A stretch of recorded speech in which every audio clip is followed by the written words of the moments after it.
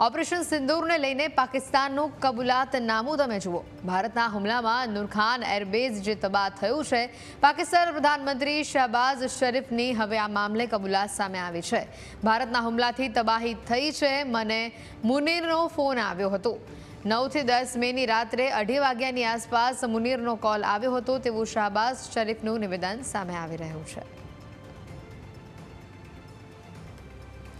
કબૂલાતનામું હવે રહીને પાકિસ્તાન સામે આવી રહ્યું છે। શહબાઝ શરીફ નૂર ખાન એરબેઝ જે તબાહ કરવામાં આવ્યું હતું, ભારતીય સૈન્ય દ્વારા જે એરબેઝ ઉપર સ્ટ્રાઇક કરવામાં આવી હતી તેને લઈને શહબાઝ શરીફે આખરે કબૂલાત કરી છે।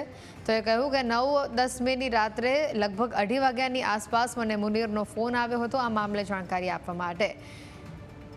અઠવાડિયા પછી કબૂલાત તેઓ કરી રહ્યા છે। કદાચ દેશને અને સમગ્ર વિશ્વને સબૂત આપવા માટે નહીં હોય એટલે કદાચ પાકિસ્તાન હવે કબૂલાતનામું કરી રહ્યું છે। દેશમાં તબાહી થઈ હોવાની વાત પાકિસ્તાને કરી છે।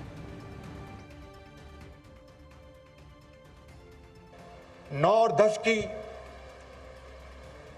दरमियानी रात में तकरीबन 2:30 बजे सिपा सलार जनरल सईद आसिम मुनीर ने मुझे सिक्योर फ़ोन पे मुझे बताया कि वज़ीर-ए-आज़म साहब, हिंदुस्तान ने अपने बैलिस्टिक मिसाइल अभी लॉन्च किए हैं।